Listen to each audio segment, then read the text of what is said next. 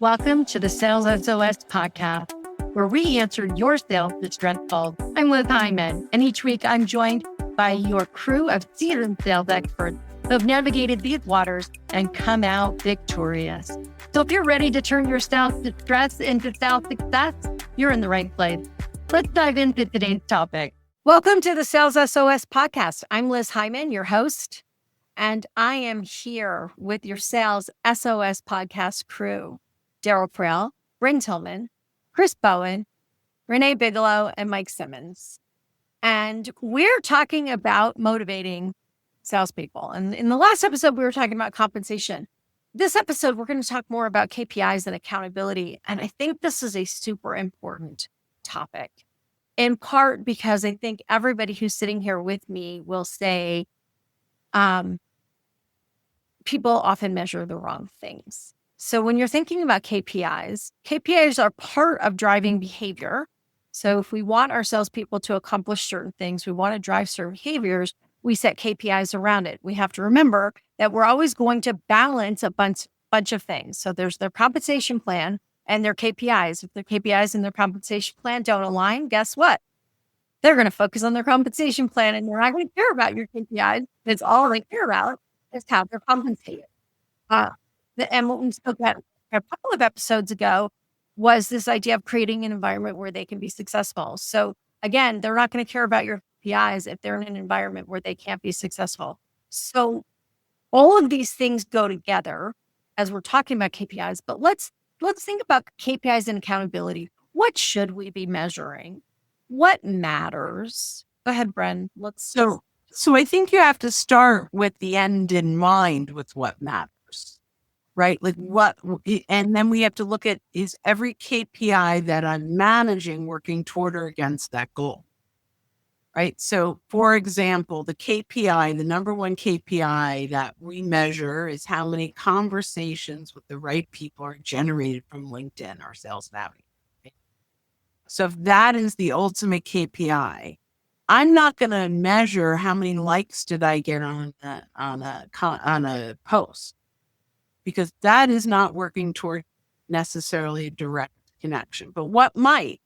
That I have new connections that meet my ICP, and that that they responded to a message, and that they found value. That I've sent them value, and they reacted, and then they converted to a conversation. I mean, that's a very general thing, but there are so many KPIs that we could measure that don't equal that conversation.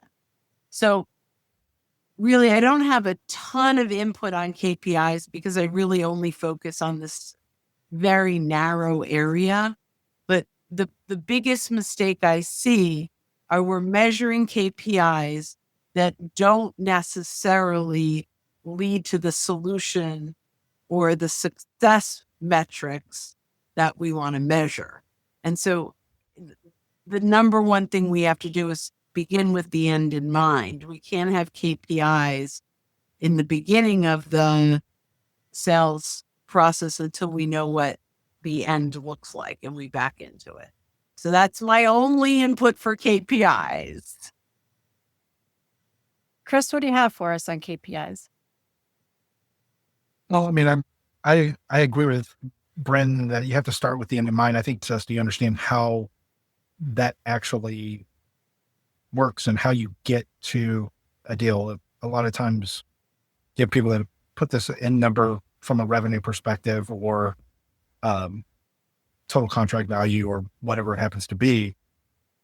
But what's the process to be able to get there? How long is that going to take? Depending on the type of market you're selling in, those things could happen really fast, or they could also happen really, really slow, right? Like deals that take multiple years in order to close. So you have to be able to figure out what's your actual process. And then I have a friend of mine who does big industrial sales. Those deals will take 2.5 to 3 years for what they're selling. Well, hey, that seller probably understands that, but is your compensation structure set up in a way that you recognize those interim milestones that are going to get you to that deal. And how do you recognize that? It's obviously not going to be compensated at the full price of a deal, but are you rewarding that progress in the right ways? So I think you have to be able to understand your process and then map the compensation to what you're looking for. I mean, the easy ones are going to be your revenue numbers, could be margin if there's a portion of that really impacts your business, things like that. But that's where I think you have to be able to really understand it and then drive compensation from there. So, and I don't know that everybody who's sitting here will agree with me, but I like to tie KPIs for salespeople to their funnel. You guys have all heard me talk about funnel, right? I talk about funnel instead of pipeline. It comes out of my Miller Heiman days, and I'm a daddy's girl, I guess, because I still talk about a funnel. That, the idea being that it's wider on the top and narrower at the bottom, and that there are certain ratios that you need to keep in order to hit your sales goals. So I made a joke about it. If it's 1,000 to 1, then I need to have 1,000 things in the top of my funnel if I'm going to get one thing out the bottom. And while I'm not a big fan of how many phone calls did you make, make 900 phone calls and I don't care what else you do. I do care that we're making progress, that there's progression through the sales process and that we're measuring it. So if something comes out the bottom of the funnel and my sales ratio is 10 conversations to 1 closed deal, then I need to make sure that there's 10 things coming into the top. If I have to close 1 deal a day, that there's 10 things coming into the top of the funnel, but that also they're converting to a certain number are converting to qualified and a certain number are converting to solving or booking, or whatever I want to call that state, or that somebody's watching the actual ratios required to hit numbers. Now, yes, some people will be better than others. Some people will take 3 phone calls to close 1 deal, and some people will take 100. But you have to know what that math is or have some sense of that math and velocity. And then you need to make sure that they're doing that. So I like to set KPIs around that just because it forces the conversation. And I don't know what you guys think about that. Well, I think what you're hitting at, and I really like where you're going, is yours. So correct me if I'm misconstruing what you're saying. Is you're identifying, shall we say, the best practices of, shall we say, the top performers ish for in your market for what you sell. So in your example, you could argue that 10 conversations results in 1 deal. I would even go one step further, say 10 conversations over what time frame. And then you'd be measuring that, and it would be on a dashboard, and it'd be something that as a coaching process, I can say, listen, you've only had 3 conversations with this prospect over the last 6 weeks. Why is that? What's the holdup, right? So you're right. It's not the number of dials, but it is a metric that we've correlated back to top performing reps. And we have seen, when we focus on those metrics, a market improvement in our success rate. So I 1,000% agree with that. And the problem is too many sales leaders just fall on the classics. Like, I don't want to do that analysis of what those top performing metrics are. I just want to focus on dials, right? Or conversations. And that, I can work if I'm selling a pen maybe, but other than that, every industry is a little different, a little more unique. And you have to actually invest the time to figure that out. And I find too many leaders don't have the patience or the intelligence to do that. Boy, I'm going to get nailed for saying that. I think it's also, when you look at just like counting metrics, like dials or whatever, like plenty of ways for that data to be, I'll say inaccurate is probably the nicest way to put it.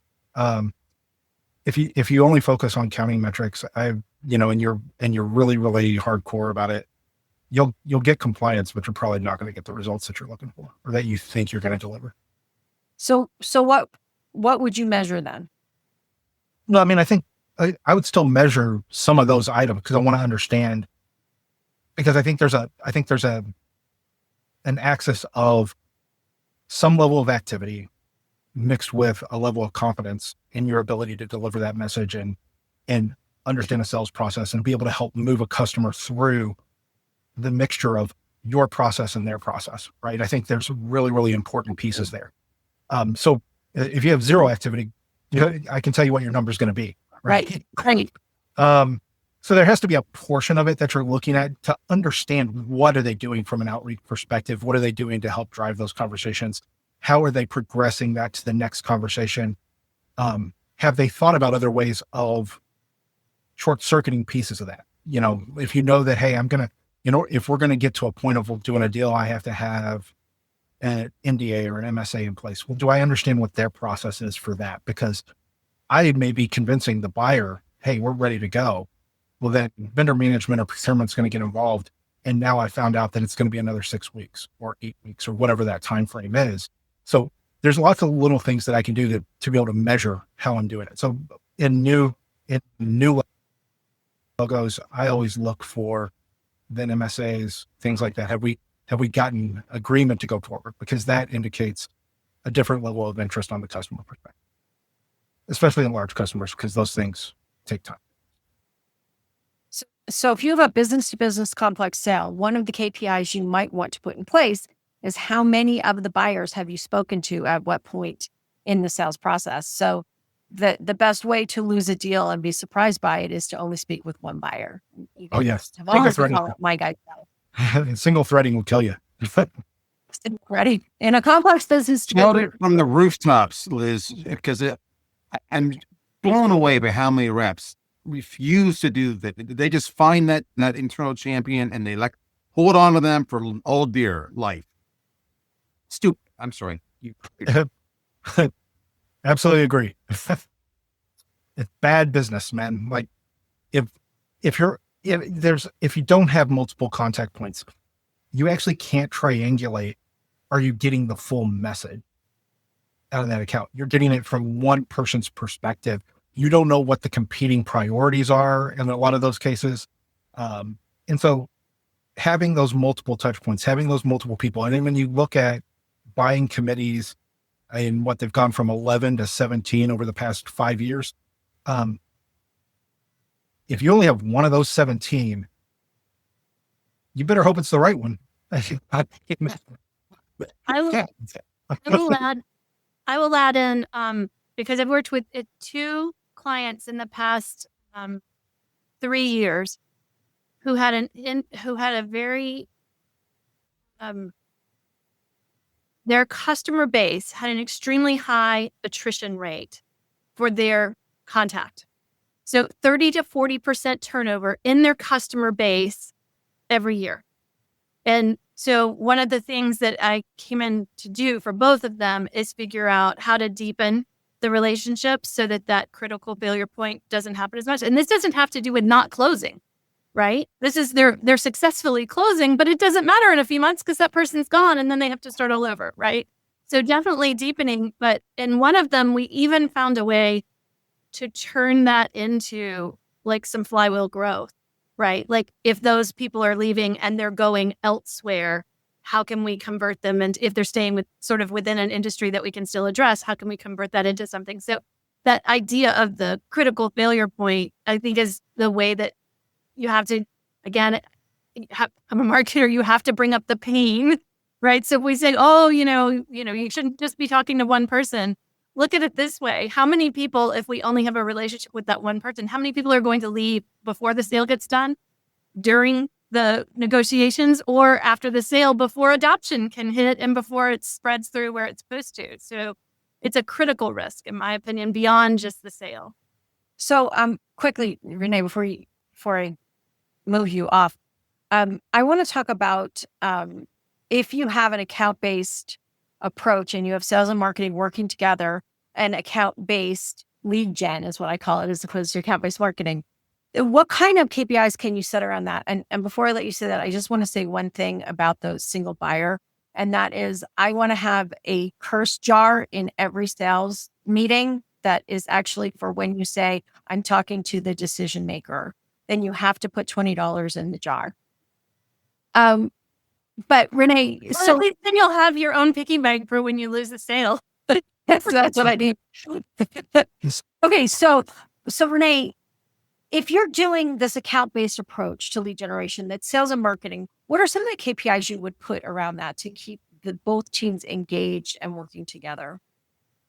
I don't know that I have the exact answer that you're going for, but I think I have sort of an umbrella statement above it, which is I always think it's important to have, whether you do it in a bonus structure or you do it in compensation or goals, is you need to have some that are group based instead of individual based, because you always have some sort of, not always, 90% of the time when you go into companies, there will be some sort of misalignment around sales and marketing, even if it's at the individual level. So you have to find a way to bind those two things together. But worse than that, I would say, and many of the positives of how salespeople operate as like these entrepreneurs inside of companies, and they truly are. They're also highly competitive, which means they win a lot, right? Those are the positives. The negatives of being highly competitive is that sometimes we don't have cooperative work and we don't have team exercises. And when we're doing these account-based marketing, we're going to come up with situations where two sales reps are going to be touching maybe one division of one company and one division of another company. Now all of a sudden one's going to get it versus the other. And then you have the marketers involved trying to do the lead gen. It just gets really messy. And if it's very competitive and there isn't a team goal in some form or fashion, then everybody kind of loses. The biggest loser is the company, right? Because everybody kind of walks away because they don't want to share or whatever. So I don't have an exact KPI for you because my mind's just not going there on the spot. But I can tell you, I think that overarching part is incredibly important. It might be controversial for some, because a lot of people want to say, no, I want to pay people for what they do, what they specifically do, and I want them doing their job. But their job is also part of working for the company. So some companies will set that into the base pay, right? That these are the things that you must do in order to have your job, and it's attributed into the base pay. And some people will put it into commission, and some people will put it into bonus pools. But I think it's incredibly important that it is spelled out and set with an expectation that it happens. I'll let the contribute here. Mike, you've been quiet. Do you have something to add? Yeah. So the way that might help some people think about this is, what's your primary KPI for the area of the business you're operating in?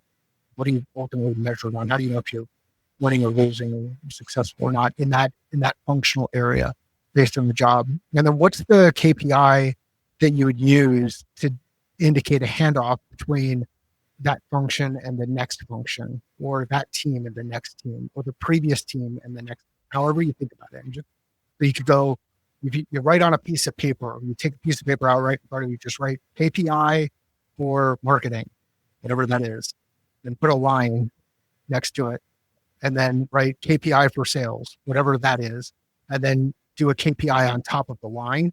And now you've got three numbers that'll help bridge the gap between those two areas. And what you're thinking about is conversion metrics from one group to another, similar to what Liz was talking about in conversion metrics from the sales stage standpoint, to help demonstrate that people are moving the funnel.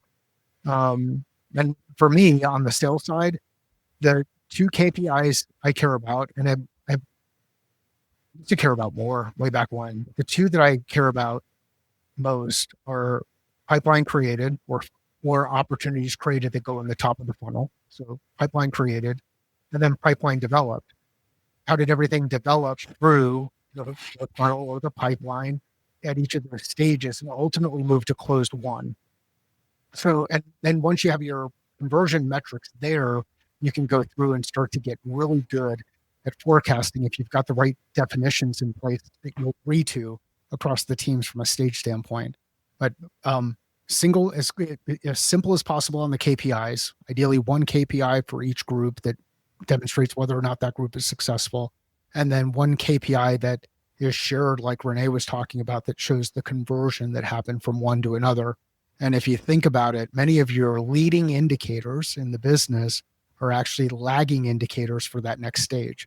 So know what the difference is between a leading and a lagging indicator as you break this down? Renee, you Add real quick. In the first, a couple episodes ago, when we started talking about compensation, I talked about aligning values to compensation. And if you were to go look at almost any company's values, there's going to be something about cooperation, team, collective, something like that. And yet, if you look inside the compensation of most companies, that is not reflected in any way. Like, is there anything in our compensation that supports this value? No, I agree. So one of the things I've seen in the past is having a tied to a deal that does not impact the rep's compensation, but is a discretionary pool that allows you to name the people that you think should be compensated on a particular deal.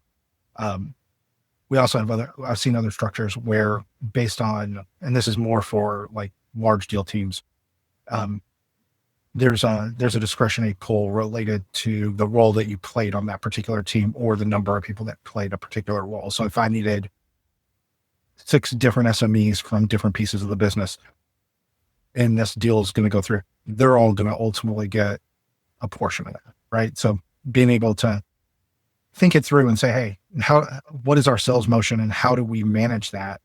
I think is important. And, we all say that sales is a team sport. There's a portion of that you should probably adhere to. But like I said, they don't necessarily have the same types of risks as a seller. So that's the other half of that. So that's why I think that discretionary pool is a little bit smaller, but impactful nonetheless. Hey, Liz, just one other thing to add to what Renee shared on the account-based marketing piece and with the confusion that can get created in teams. If you were doing account-based marketing and you have global accounts that you're targeting and you have people with territories based on geography, you are creating more tension and more problems inside your business than is necessary. And those problems will ultimately turn into your customers' problems. So if you're taking an account-based marketing approach for the teams that are involved in those type of accounts, take a named account structure and apply it to the way that you carve out or create territories for those teams. Named account structure aligned with account-based marketing can create amazing opportunities for teams to come together and grow business. Account-based marketing with geography-based territories, you're just going to have a lot of infighting and people complaining about how they talked to so-and-so and so-and-so did whatever. So just something to think about on the account-based marketing and target accounts perspective in sales and marketing alignment. But Liz, this is probably a good topic for another time, but what Daryl just pointed out exacerbates even further. And I would say it's more detrimental to business growth. And that is when this extends across in partnership deals, when there's partnership marketing. Because I can't tell you how many times I've been in very promising conversations with big deals that completely blow up because no one can agree, even at the executive level, how they're going to split a commission. Right? Like, I don't know if y'all have had this happen, but I can tell you what the split on zero is. We can't just make a decision of how we're going to say this is going to be commissioned, right? Thanks for joining us for this episode of the Sales SOS podcast. I think sales compensation and motivation are super important topics because 1, people aren't sure how to do it, and 2, it changes your outcomes dramatically. So in our next episode, we're going to talk about motivation from a sales coaching perspective and motivation as opposed to using KPIs or compensation packages. So join us in that next episode.